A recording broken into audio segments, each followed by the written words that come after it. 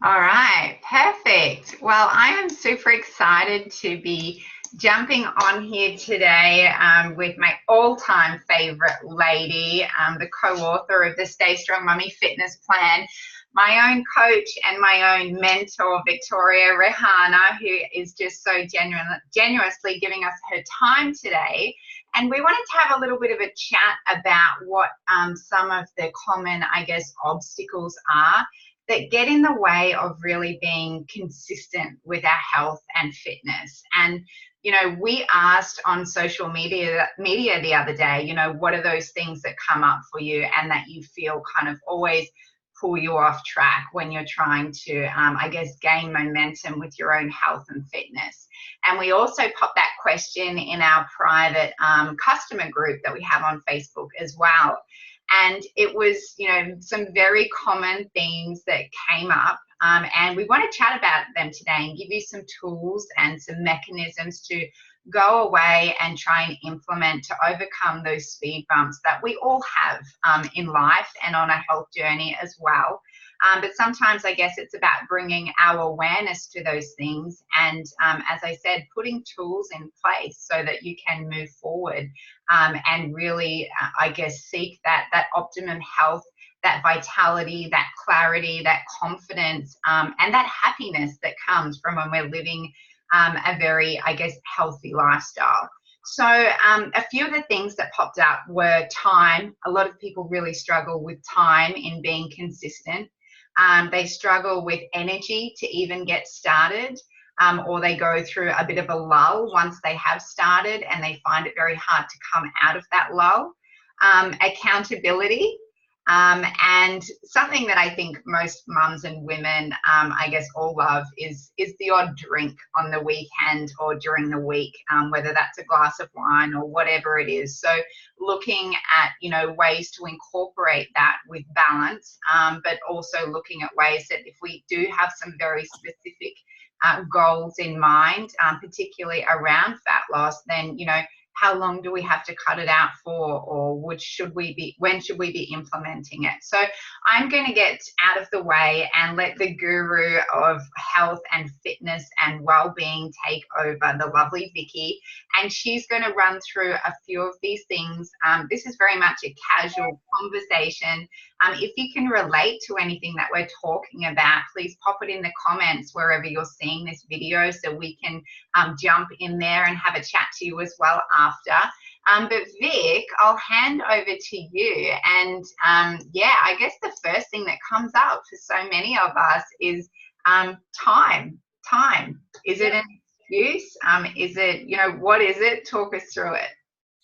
Lack of time, it is. It's one of the most common excuses or things. It can be, like we're all busy. We all are working hard, and finding the time for us isn't always easy. But, for me, and over the years talking to women and with my own health journey, I find there are, a few key things that we can do to find that time and to get that time into our schedule. So, I mean, power is definitely in the preparation. I think when you get that time back, when you're prepared, and, that takes a little bit of it's a skill to be prepared and to know exactly what you need to do to fit, say even 15 minutes, the Stay Strong Mummy book, our workouts are based around 15 minutes. And if we can't find 15 minutes in the day for us, we really need to have a look at our schedule and look at what we're doing and where we can get that time back. For example, like the night before, always have a look at your day, your schedule for the day, and, find out where in that schedule that you can block out that 15 minutes of time. And, ideally, we'd like to do our workouts first thing in the morning. I find, if you can get it done in the morning, it's ideal. It's not always possible for everyone. For example, I do shift work and I'm up at 3 a.m. at least 2 to 3 mornings a week, and I'm not going to fit a workout in before then, but I'll go into a little bit about that later and what I do. So anyway, so if you looked at your schedule and you saw, okay, I've got 15 minutes in the morning before the kids get up. So block it out the night before, get your program, get the Stay Strong Mummy book, get some exercises that you know you can do, write them down on a piece of paper, set your alarm, say 15, 20 minutes early because you want to get up and brush your teeth, go to the toilet, etc. And set your gear out, your mat or whatever, and it's all done for you. So you go to bed knowing, okay, alarm's going to go off, I'm going to get up and I've got this 15 minutes for me. And I also will talk about some tools that you can use that will help you and keep you motivated to do that.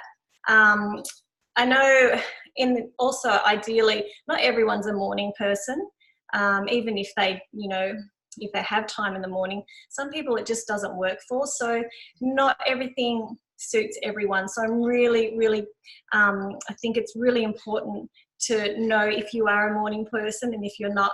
Being a personal trainer, I would try and get my clients to train in the morning, especially busy mums, get it done, get it out of the way. And at the start, they're fully motivated and they love it. But as the weeks go by, at 5 o'clock in the morning, I'm waiting and my client hasn't turned up. And I learned pretty early early on in my training career that the best thing I needed to do when I first spoke to them is ask them, are you a morning person? Do you like getting up early in the morning? And if they do, basically, that's great. They are a morning person, get up, they'll do their exercise and they'll stay motivated. If they're not going to stay motivated. They're not. So, then it's a matter of finding time, after work, after school, or middle of the day or whatever, to fit them in. As I said, not one shoe fits everyone. And as I was going to say regarding myself with my 3 a.m. Get up in the morning, crazy time, I know, I always take my gym gear to work. So if I get a block, an hour block, I'll use that to go for a walk, a jog. Really, it doesn't always happen because sometimes I don't get that hour's break. But the great thing is, if I've got my gear with me, if I've started at 3 or I'm up at 3 and I finish at 1, before I go home and even try and have a nap, I'll go down to the beach, go for a jog, go and run the stairs. I've got my gear there because I know when I get home, things will get away from me and I might not get anything done. So that's really, always have your gym gear in your car. I find that really, really helps. Also, time with kids. I think kids take up a lot of our time. One other thing that really has worked for me, and I know it's worked for other women as well, kids have after school activities. They might have swimming, they might have basketball.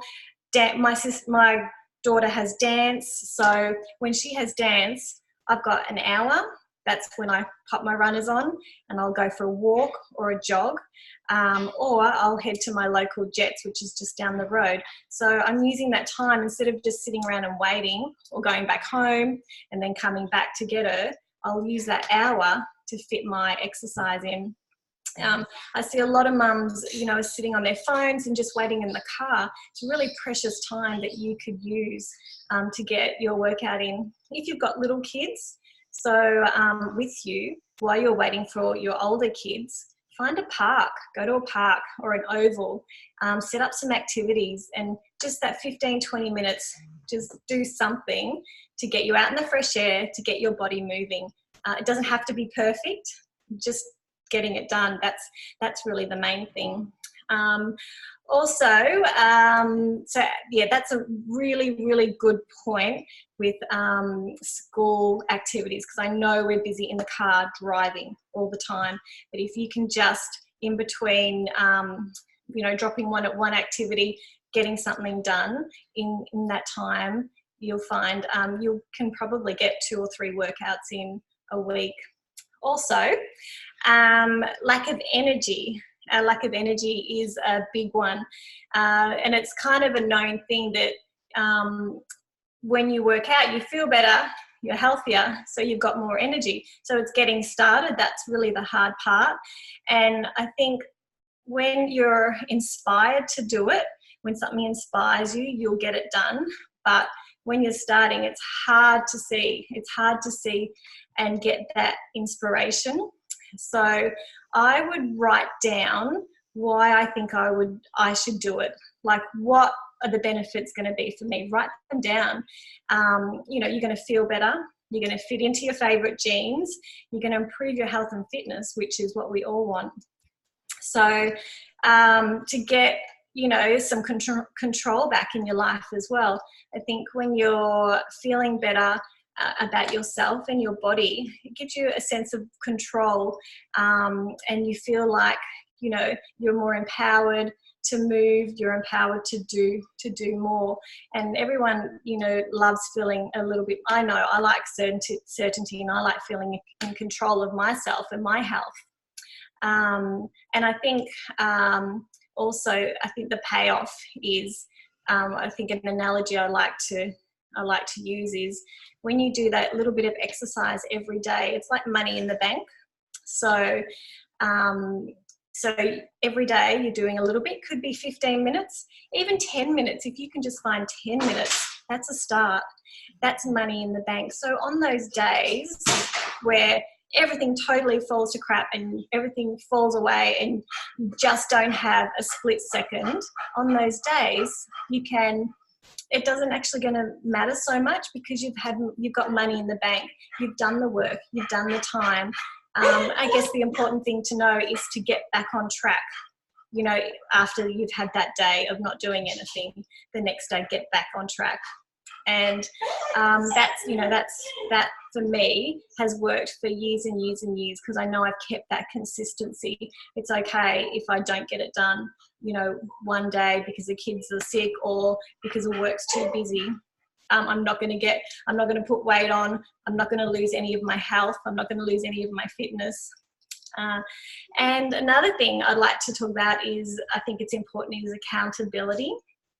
I think accountability, having an accountability partner is good. And that's where I really encourage all you ladies to use our group. That's what we're all there for, to support each other, for accountability. Also, you know, finding a training partner or another mum who, you know, would like to go for a walk with you, who'd like to get a little bit fitter and do a little bit more exercise. Finding someone, you know, who's on the same wavelength, that you can encourage each other and work together. I know Kimberly, you know, over the years, you know, we've loved being able to catch up and train, and we've had kids running around us, but we'll still like get it done and do it together, which is always a little bit of fun also, isn't it, Kim? Absolutely. It is. It's about surrendering to the moment, isn't it? It's making it just work for you. And I think so many of us strive for perfection. They think that we need to be in the perfect workout gear at the perfect time, with no interruptions, with our favorite music, with the mat perfectly placed. It's also just about getting a bit real and just doing what works out for you. Exactly. And, you know, you have to kind of like it a little bit, or be happy about what you're doing. So you find something that you do like and that you know that you can like focus on for that 10-15 minutes. If it's something that you really hate, I mean, it's not going to work, and you're not going to get longevity out of it. You're not going to keep doing it.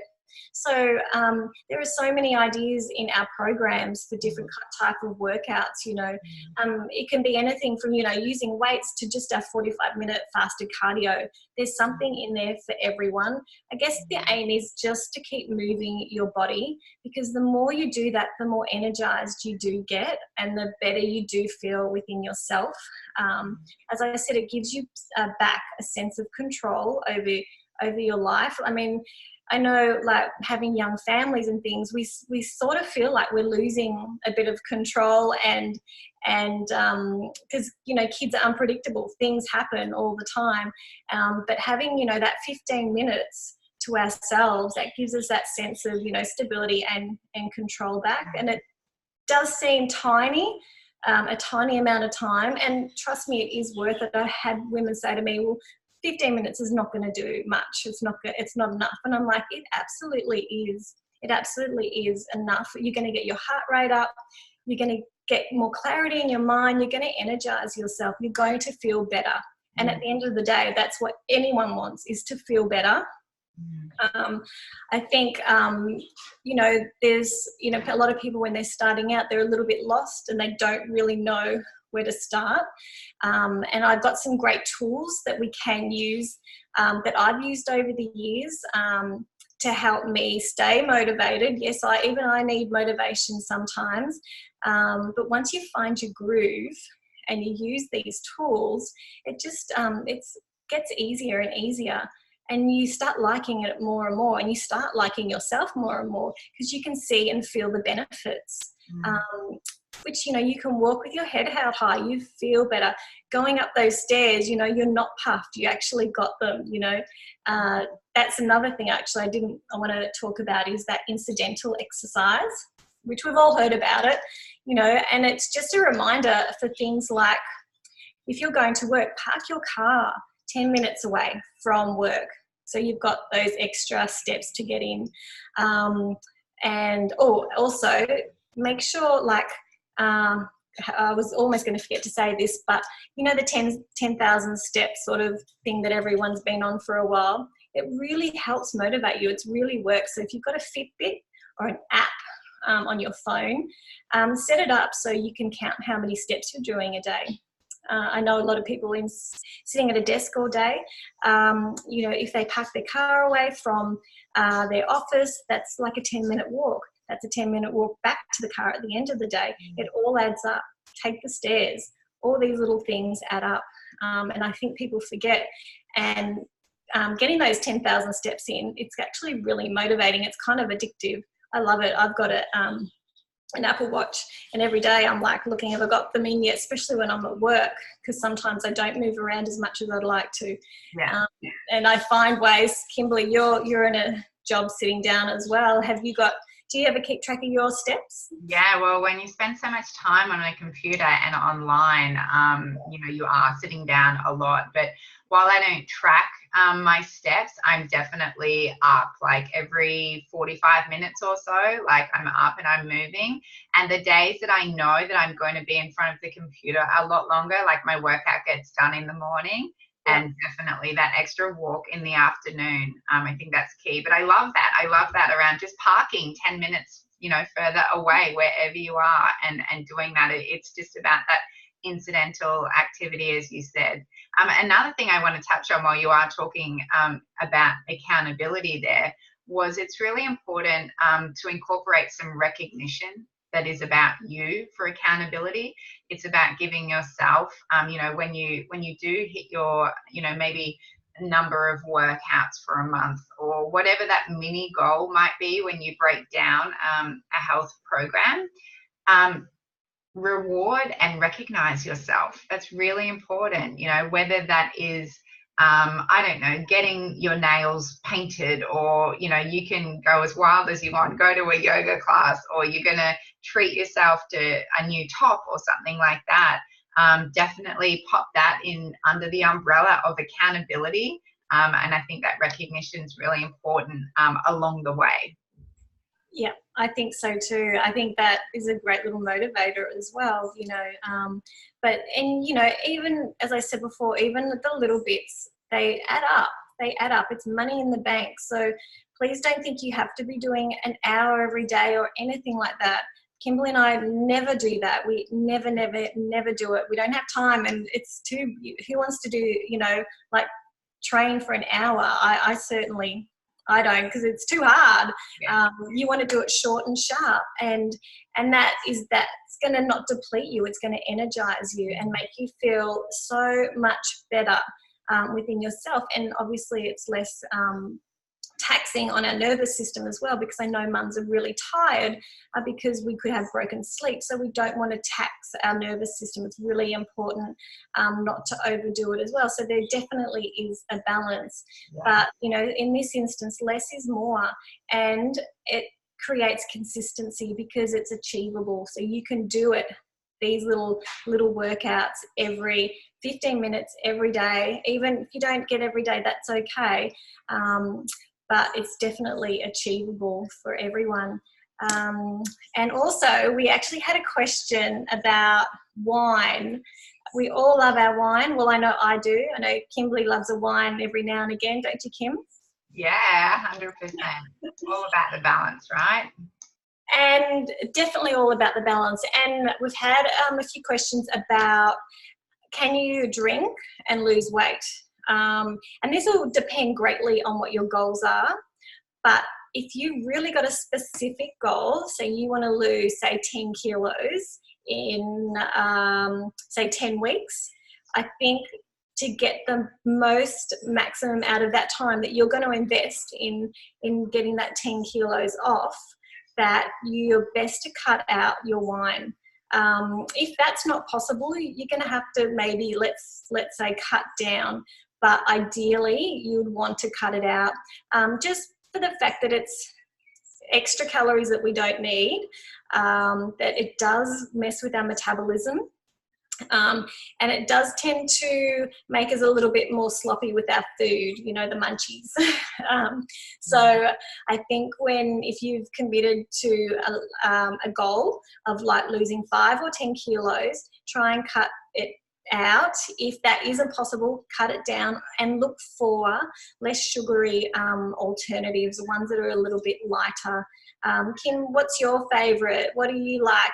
Well, you know what? I like anything and like food as well. You always want to go for quality rather than quantity.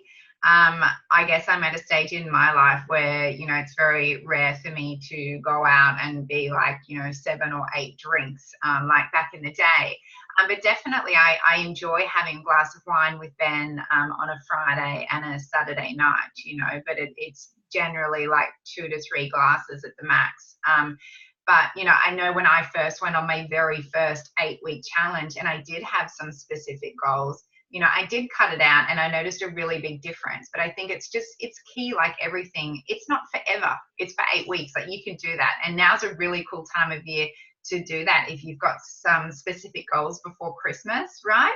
But when I look for a nice light white wine, a rosé, a beautiful red wine. But there's also cleaner alternatives, you know, clear spirits with kombucha or just plain soda water are so much better than like any pre-mixed drinks from a can and whatnot. I think it's just about, you know, educating yourself around that and also just knowing how you feel the next day.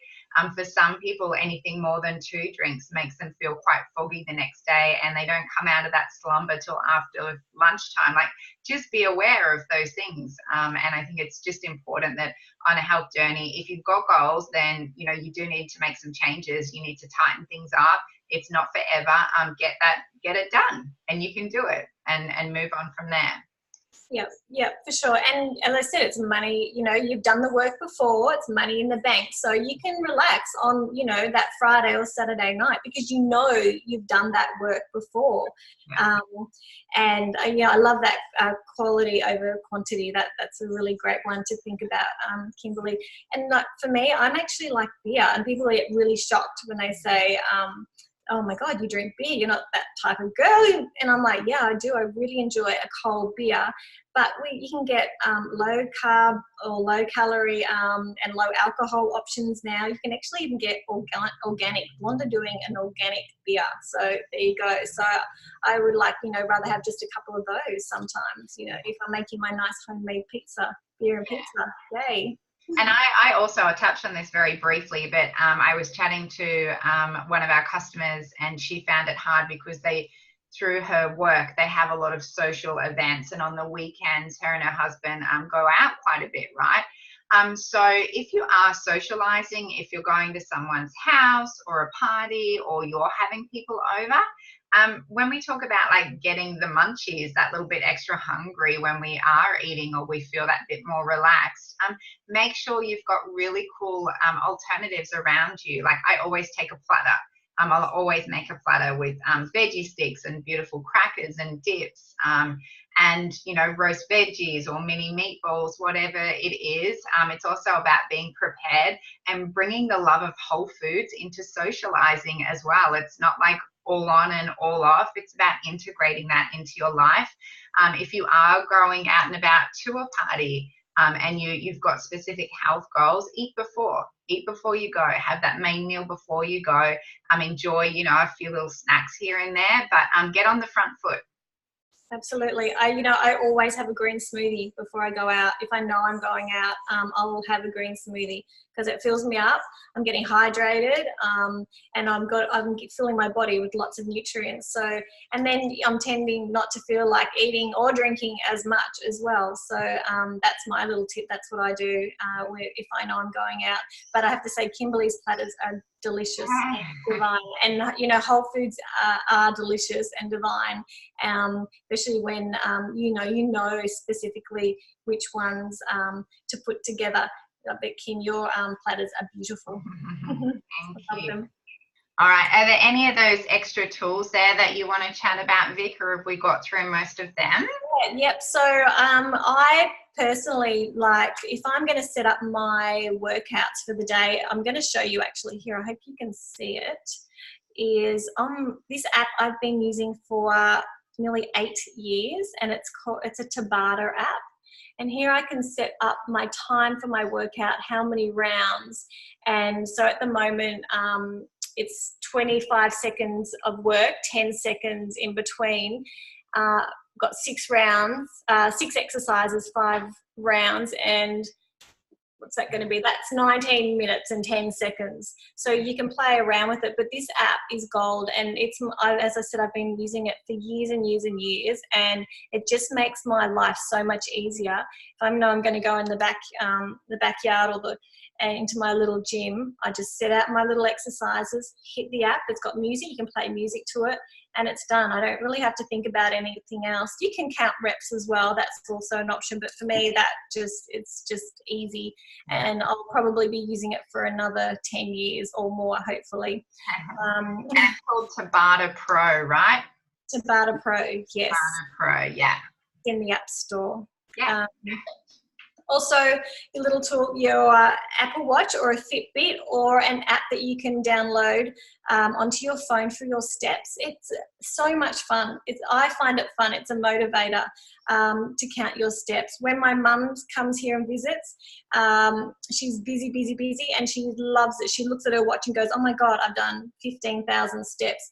It's actually really motivating. And even at work, we have a little, we're always talking about how many steps we've done for the day. So that for me is fun and motivating as well. Also, if you were, say, going to go to a park and do a little workout, a little clipboard or a little whiteboard, the kids' whiteboards, write down your exercises on there. Perfect tool. Just write them down, 5 exercises. You've got your Tabata app, and you're done. So those are my favorite tools. You don't actually need a lot of stuff to get your workouts done. I think that's it for my tools. Yep. Awesome. Whiteboard. That's it. Perfect. And you know what? So simple and so efficient. And there's also, I just love the way you train, Vic, obviously, and I duplicate a lot of what you do. I love time-based workouts where you don't have to think, as you said, even on your social media post yesterday, bring your presence to your workouts as well, rather than thinking about everything else that you've got to use that time, whether it's 15 minutes or half an hour, it's your time and focusing on you. 1 breath, 1 rep.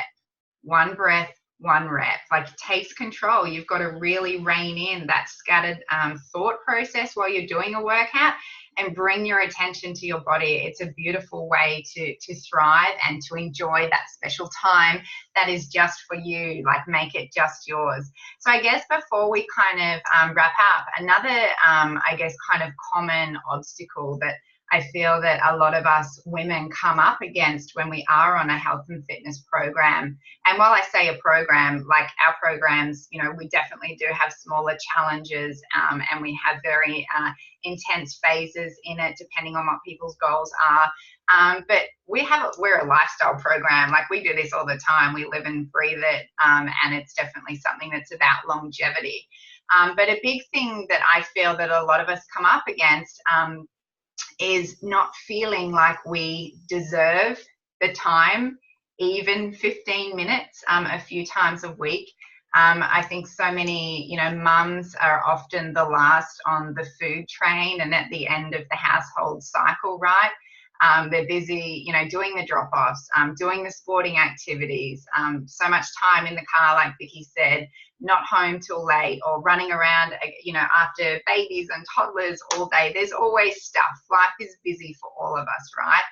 And so many of us feel guilty for taking that time out and spending even maybe a membership on a gym or doing a class. So it's a really big one. And, you know, for me, I suppose what that comes down to is our self-worth at the end of the day. And I believe that the first answer to, you know, to this obstacle is bringing your awareness to why you feel that you don't deserve that self-care time. Because let's be realistic about that. Taking time out for you to exercise, maybe spend a bit more time in the kitchen, to actually sit down and enjoy your lunch with presence rather than on the run and running around. It's, you know, why don't you feel that you deserve that time? So, you know, a great way to kind of think about that and explore it a little bit more is to bring your attention to the fact that when you give yourself permission to look after yourself better, when you get the exercise in, when you eat well, when you learn how to release stress in your own way, for me, that's meditation and listening to my own mission statements, you feel better within yourself, right? And what happens when we feel better? We do life better, 110%. We're a better partner, we're a better person, we're a better parent, we're a better worker. And all of those little things, I guess that sometimes when we're caught up and we feel like that mouse on a wheel, that daily grind, you start to see them as acts of love and life. And there'll be gratefulness when you are dropping the kids off to dancing. There'll be an element of calmness if you're running a little bit late to school drop off. There'll be presence if you've got 3 kids coming at you at the same time, asking all of these different questions. And you just won't feel so overwhelmed. So, you know, if you don't allocate that time to yourself, and to be honest, I'm 3 15-minute workouts a week and maybe a walk or 2. So maybe 3 hours a week out of a whole week. And I put a lot of emphasis on, you know, being in the kitchen, fueling myself right. So it's definitely, you know, we're just not talking about that quick workout. It's also food, and it's our stress relieving lifestyle choices that we're making. If I don't implement those small daily rituals, I'm in overdrive. My hormones go wild. I lose my patience. I snap at the kids. I feel like everything is rushed. And, you know, I just get quite, you know, anxious about life because I feel that, you know, you don't want to stop. You feel like you can't stop. So if you can relate, like, definitely pop it in the comments here, wherever you're watching this, so that we can keep up this conversation a little bit more. Yeah. But, you know, a great way, I guess, to pull yourself out of that state, and so many of you, I feel, could be in that right now because we had so many questions about this, is to understand the reasons behind the decisions that you're making in your life right now. And to be honest with you, we make every decision based on 2 things in life. It's to either avoid pain or gain pleasure, right? Everything. So you need to ask yourself, you know, do I want to feel like this rushed, flat, tired, unhealthy woman? You know, go there in your mind and you can just feel that fogginess in you. You can feel that state in your gut when you just think about that. And as I said, maybe you're in that now and you're not liking that feeling, you know, so associate that with pain, because it is painful. Maybe not physically, maybe it is physically, but it's definitely emotionally draining to live life daily in that space. So then what you want to do is bring your attention to how it feels when you've done a couple of workouts a week, or just active activities that you actually love. When you fueled your body with, and your mind, body and mind, food does affect both emotional and physical state. You know, when you fueled yourself with the right food, with the extra whole food nutrition, when you've done that meditation, when you've listened to your mission statement or read it, notice how you feel, you know. And if you haven't felt that before ever or in a while, then you need to imagine it. You're right. You need to stand taller because you do. Your shoulders are upright. Your breath really slows down. And you just feel this amazing wave of endorphins rush through literally every inch of your being. You have a spring in your step. You want to park the car 10 minutes away. You're more productive. You're grateful. You're more gentle. And suddenly I feel, you know, all of the small stuff that used to clutter up your mind, all of the excuses about time and whatever it is, suddenly there's clarity. Suddenly there is time. Suddenly we're prioritizing things. And you need to go there in your mind and associate that with pleasure. So we've got our pain that feels foggy and flat and that grayness. And then we've got this pleasure that is just beaming with this clarity, vitality, energy, and glow. That's really nourishing yourself. And they're your two choices daily, pain or pleasure. So you've got to get enough fire in you to want to choose that pleasure. And you deserve it 110%. You are worthy of that feeling. And your loved ones, if you're not going to do it for yourself, your loved ones deserve you to be on your A game and in that space, you know, no matter what stage you are in your life. So to break that down a little bit more before I close off, the word self-sabotage is thrown around a lot these days, and I love that there's so much awareness coming to it. And this really flows on from what I was just talking about there in terms of the decision is up to you.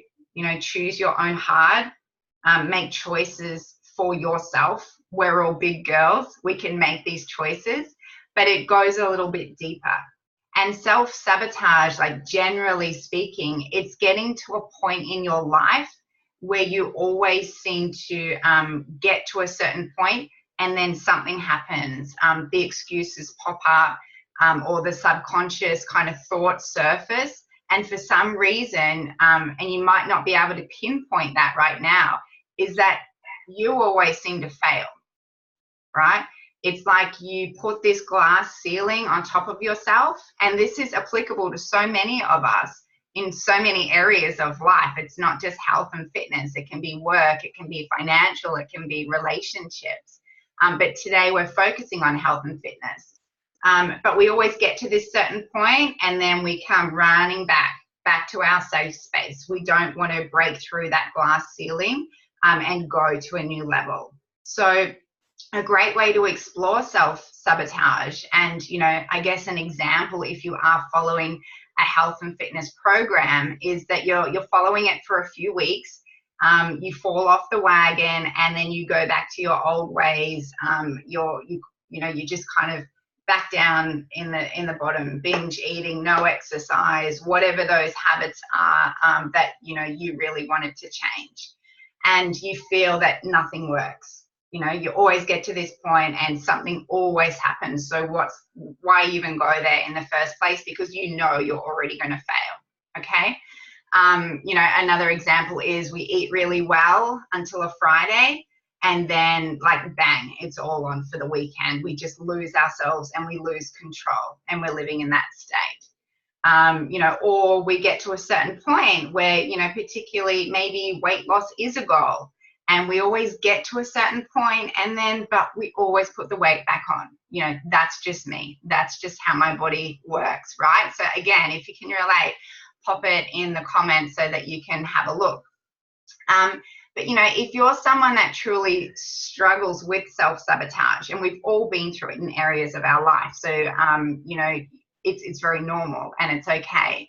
I want you to really think about the thoughts that pop up when you think about health and fitness when you were growing up. Okay, so let your mind, and you might not do this right now, it might be an exercise that you take away and explore a little bit more. And this isn't something that's coming straight from me. This is, you know, trainings that I've done that I love to pass on through Brene Brown, through Tony Robbins, through all the amazing mentors that we have access to in the world today. But let your mind go back to that point, to health and fitness, and what your culture was like growing up around that. You know, what did loved ones used to say to you about health and fitness? You know, how did you used to eat when you were younger? What type of exercise did you do? Did you do a lot? Did you do none? Were you celebrated for achievements in life? Were you laughed at? You know, was there positive reinforcement around your health and fitness? Or were there negative connotations around that? You know, did you feel awkward for wanting to try new sports?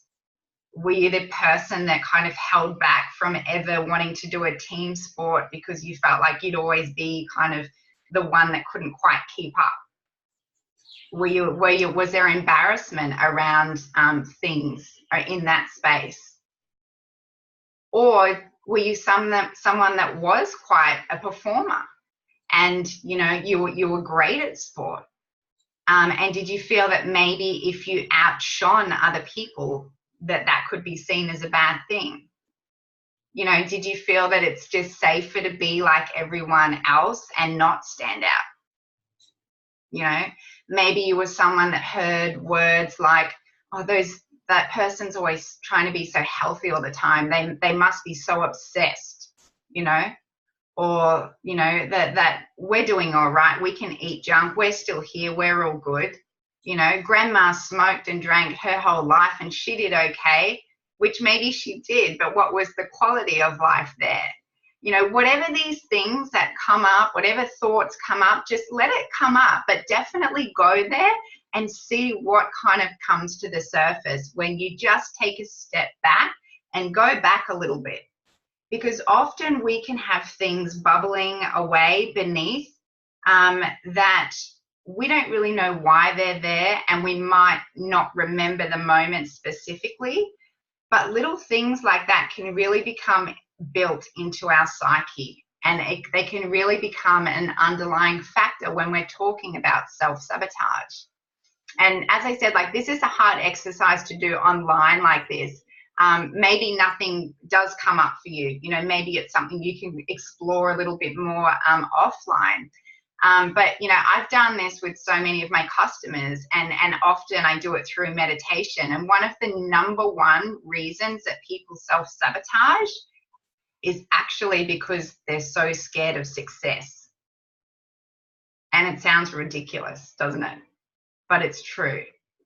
It's honestly as simple as that. They're scared of success. They're scared to stand out. They're scared to feel better than others. They're worried to outshine others. So they just dim their light to fit into the box. But, you know, that can definitely be drawn back to moments that are happening within us on that subconscious level. And those things could have happened a very long time ago. The wonderful thing is, though, once you bring your awareness to them, you're releasing them, and it's game on. And, you know, this isn't an exercise about looking to blame others. You know, at any time, anyone growing, you know, that was around you growing up, they're always coming from that loving, safe, secure space, right? But sometimes something can be interpreted that wrong way, and it gets set into us. But as I said, like, this stuff can really set you free if you allow yourself to go there. So a great way to quickly give you a tool in terms of how do we set that pain free, if you do kind of feel that you know what that is making that conscious decision to choose pleasure, because that space is pain, right? So from now on, you are worthy of optimum health, of great fitness. You don't need to be a professional athlete if you don't want to. Maybe you do want to, but you can enjoy a sustainable, consistent level of fitness, of strength, of energy, of also calmness and gentleness, of confidence, of happiness, and just to make conscious decisions in your life to live with more presence and purpose and passion. All right, so next time that you feel that you're self-sabotaging, you know, have some fun with it. Catch it out. You know, not this time, you're not going to get me this time. I'm going to get to this point, but I know the game that you're trying to play now. Usually that's your ego. And get a bit cheeky with it, you know, push the little bugger aside, bring your awareness to it. You know, maybe you're going to have written down on your whiteboard that Vicky's got you now you're going to bring to your workouts. Maybe you're going to have your emotional workouts there. These are my pain thoughts. These are my pleasure thoughts. You know, at the end of my session, I'm going to spend an extra 2 minutes just exploring each of those right now, right? And when you're going to pull yourself out of that space. You're going to lean into the online community that we've got, whether that's in our private group that we have, whether it's through our social media channels. You can't say these days that you don't have an accountability buddy. If you don't, you've got 2 of them right here, and we're your new best friends, you know? And, you know, it's about putting our big girl pants on and making a choice. And the more that you do that, the more that you pull yourself up. And yes, every so often you're going to go through a lull. We don't radiate at this level up here 110% of the time. We definitely have our lulls, but we know how to get our ladder out and step out of it and get back to that feeling, because that's a choice we're making. All right, we've got to make that conscious decision. And the other thing before I go is confidence. You know, and that comes down from the self-worth that I've spoken about, the self-sabotage. It's confident. And so many people embark on a challenge or a program, and they feel that confidence is going to come at the very end of that. The secret to success is to be confident right now, from day one, from today, not at that end goal. So you need to go into your week. You definitely need to have some discipline and some workouts around you know, your food and your fitness, your lifestyle choices. But you also need to have that mindset of you've already made it. And you know how to do that now. Go to that state, pain or pleasure. You know what it feels like to feel that. Imagine it if you don't right now. All right, lose that verbiage of I'm just going to have another crack at it. I'm just going to try again, you know, because that's your limiting belief mode. And if you're just going to try, you're giving yourself a way out already. All right, so it's really important to be confident now. And a great way to do that is to plug into our group, enjoy that support, enjoy that sense of community and culture, and put yourself out there and be part of it and stand up. So when you go into your workouts, as Vicky said before, you want to enjoy them, right? You might not initially, but you want to do some physical activity that you are going to enjoy. And we have so many dynamic programs around that. That, you know, sometimes you're definitely going to feel uncomfortable. You're not going to love it all the time. When I train with Vicky, she's got a smile on her face and I'm over here going, oh my God, right? And making that decision because I know I'm going to love it towards the end. It's going to feel uncomfortable. Don't be scared of feeling uncomfortable. Don't be scared of making mistakes. Get in there, make your decision, own it, and be confident. So when you choose that state of mind, you're a high value woman. And every single one of you listening to this call today, you are a high value woman. You deserve optimum health. Stop lingering in that self-doubt and self-sabotage. The choice is yours at the end of the day. And when we make that choice, suddenly all the little excuses and the BS excuses that we have, they just seem to fade away, don't they, Vic? They don't pop up as much. They will pop up, but not as much as they once did. Yeah. So I think that's probably it from us today, Vic, unless you've got anything else you want to throw in there.